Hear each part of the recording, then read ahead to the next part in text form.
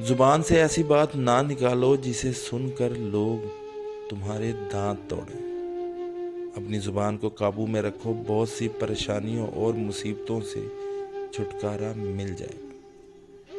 امن چاہتے ہو تو کان اور آنکھ کا استعمال کرو، مگر زبان بند رکھو۔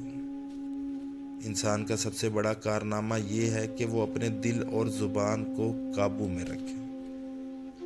انسان کے لیے نزول بلا زبان کے باعث ہوتی ہے۔ بہترین خصلت زبان کی حفاظت ہے۔ پوری احتیاط سے زبان کی حفاظت کرو، کیونکہ یہ معمولی سا عضو بعض دفعہ بہت جلدی انسان کو ہلاکت میں ڈال دیتا ہے۔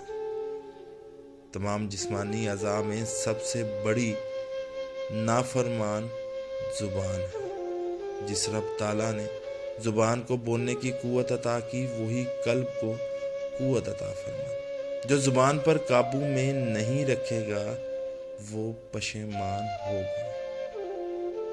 درویش وہ ہے جو زبان، آنکھ اور کانوں کو بند رکھے، یعنی بری بات نہ سنے، نہ کہے اور نہ دیکھے۔